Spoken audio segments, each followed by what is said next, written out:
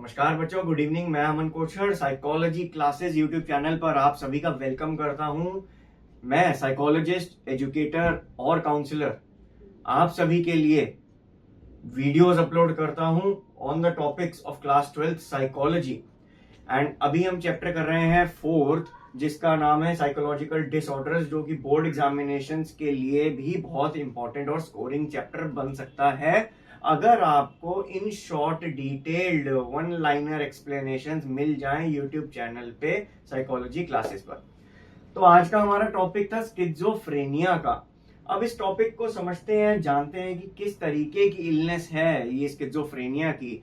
And जानने से पहले मैं रिक्वेस्ट करूंगा कि ये वीडियो आप एंड तक देखें, क्योंकि मैं अपनी वीडियोस में अपना personal experience as a therapist, as a psychotherapist, as a psychologist upload करता हूं, इन्वॉल्व करने की कोशिश करता हूं, ताकि आप सब बच्चों को एक प्रैक्टिकल एक्सपोजर और नॉलेज के साथ इन साइकोलॉजिकल इलनेसेस और डिसऑर्डर्स का एक अलग पर्सपेक्टिव या देखने का नजरिया आपका बदले। तो स्टार्ट करते हैं स्किज़ोफ्रेनिया से। सबसे पहली बात इस टॉपिक को जानने के लिए, अभी तक हमने मोस्टली जो डिसऑर्डर्स किए थे, डिप्रेशन था, एंजाइटी था, वो सब ज्यादातर मूड डिसऑर्डर्स थे, यानी कि वो मूड के ऊपर फ्लक्चुएट कर जाते हैं और डिपेंड करते हैं। बट स्किज़ोफ्रेनिया या अभी हम आगे जितने भी डिसऑर्डर्स पढ़ेंगे, लाइक एडीएचडी, ऑटिज्म, खासकर कि ये 3 disorders ADHD, autism and schizophrenia, ये सब कंक्लूड किए जाते हैं न्यूरो डेवलपमेंटल डिसऑर्डर्स में बच्चों। अब न्यूरो डेवलपमेंटल डिसऑर्डर्स क्या होता है? न्यूरो डेवलपमेंटल मींस कि हमारे पास हमारे नर्वस सिस्टम में कुछ ऐसा इशू या जिसे बोलते हैं केमिकल लोचा हो गया है, जिसकी वजह से वो बर्थ में हो सकता है, वो बर्थ के बाद किसी एक एडोलेसेंट या टीनेज एज में हो सकता है। उसके हम कोई गारंटी नहीं ले सकते कब वो इम्बैलेंस क्रिएट हो जाए, बट यस वो होता है एक neurological disorder, neuro developmental disorder है। अब स्किज़ोफ्रेनिया के लिए कोडिंग हमारे पास जो कोडिंग है वो है F20 और 295.90 इन आईसीडी एंड डीएसएम रिस्पेक्टिवली।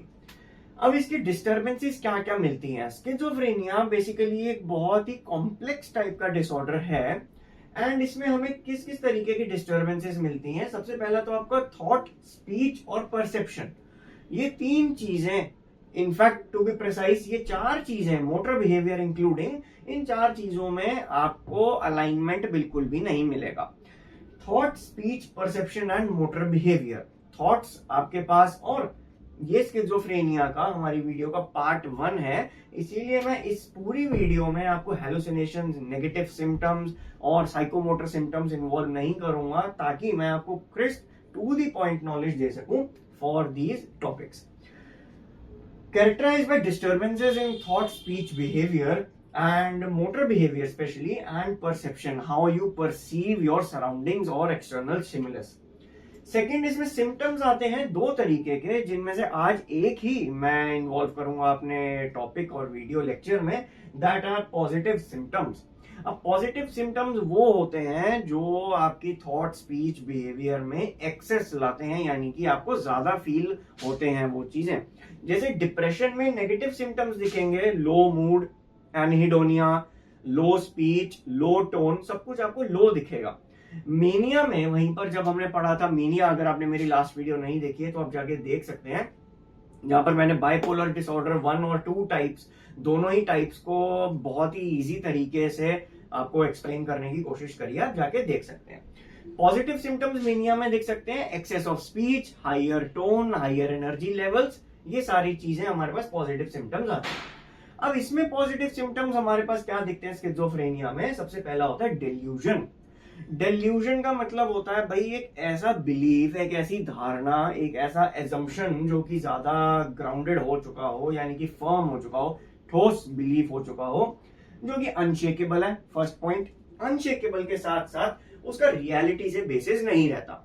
दूसरा पॉइंट, आई गेस कि आप सभी को अभी तक ये वीडियोस मेरी पसंद आ रही होंगी एंड मैं चाहूंगा कि आप मेरी इस वीडियो को भी लाइक करें, और अगर कुछ ऐड ऑन करने की कोशिश लगती है, कुछ कम करने की कोशिश लगती है, तो आप प्लीज कमेंट सेक्शंस में मुझे बताया कीजिए।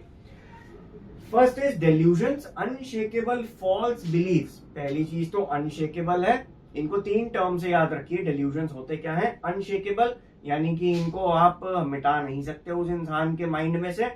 फॉल्स होते हैं यानी कि गलत होंगे, और दूसरी चीज बिलीफ होंगे, यानी कि उसकी धारणा ही ऐसी होगी। एजम्पशन से थोड़ा सा बढ़ के एक चीज आती है बिलीफ, जहां पर हम नेक्स्ट चैप्टर जब पढ़ेंगे थेरेप्यूटिक मेथड्स का, अप्रोचेस का, जिसमें सीबीटी एक बहुत अच्छी थेरेपी जो मैं एज अ साइकोथेरेपिस्ट भी यूज करता हूं, वहां पर मैं आपको बताऊंगा कि बिलीफ्स क्या होते हैं।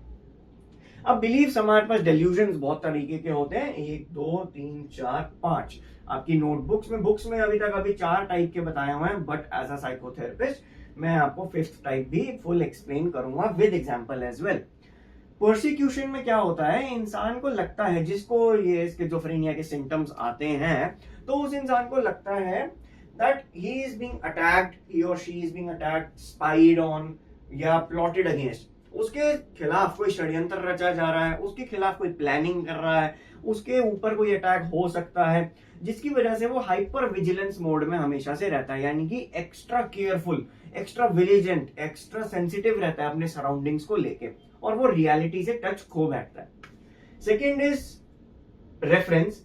रेफरेंस का मतलब होता है कि उस इंसान को जिसको ये स्किज़ोफ्रेनिया के सिम्टम्स कुछ नजर आते हैं या जिसको डायग्नोसिस हुआ है स्किज़ोफ्रेनिया का, उस इंसान को ही हम बार बार पॉइंट आउट करते हैं, बात करते हैं, उस इंसान को ऐसा लगता है, बट क्योंकि रियलिटी में वैसा नहीं होता, that is why there is no basis in the reality.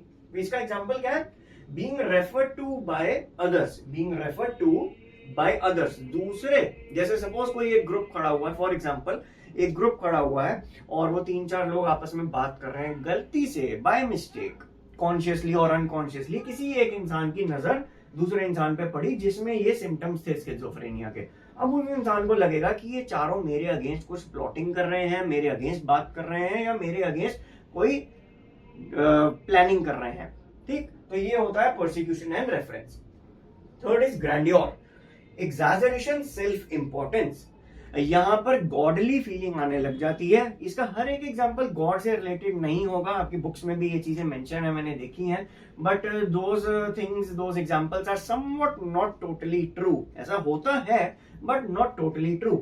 इसमें ऐसा भी हो सकता है सेल्फ इंपॉर्टेंस के लिए कि जैसे मैं ही नेक्स्ट, जैसे आपकी बुक में बहुत अच्छा एग्जांपल था, जैसे मैं ही अब अगला प्राइम मिनिस्टर बनूंगा, ऐसी चीजें। फॉर एग्जांपल अब यहाँ पर ऐसा नहीं है कि मैं इस क्लास का मॉनिटर बन जाऊंगा, ये कोई ग्रैंडियोर की फीलिंग नहीं है। ग्रैंडियोर इज सेल्फ इंपॉर्टेंस इतना ज्यादा है कि वो एग्जैजरेटेड नेचर में आ रहा है, यानी कि बढ़ा चढ़ा के बात को कहा जा रहा है, एंड ये आपकी नॉर्मल कन्वर्सेशंस में हमेशा दिखता रहता है, ग्रैंडियोर के फीलिंग।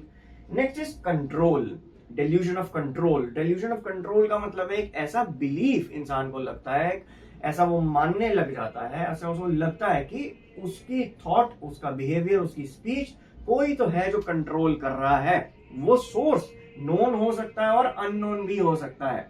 माना जा सकता है कि वो सोर्स पता भी हो इंसान को और ना भी पता हो। तो ये एक तरीके के डेल्यूजन्स होते हैं जो इंसानों में पाए जाते हैं, जिनमें साइकोलॉजिकल डिसऑर्डर के लिए स्किज़ोफ्रेनिया के सिम्टम्स विजिबल होते हैं। Being controlled by an external force known और unknown दोनों हो सकते हैं। Now the last is somatic। अब सोमैटिक में आपको क्या लगता है, जब मैंने डिप्रेशन की वीडियो बनाई थी, अगेन मेरी लास्ट वीडियो, उसमें मैंने सोमैटिक सिम्टम्स बताए थे, आज मैं सोमैटिक सिम्टम्स बताऊंगा स्किज़ोफ्रेनिया के अकॉर्डिंग। स्किज़ोफ्रेनिया में सोमैटिक सिम्टम्स लगते हैं। Somatic means related to your physiology और बॉडी। सोमैटिक का मतलब होता है, example, there are insects crawling in my scalp.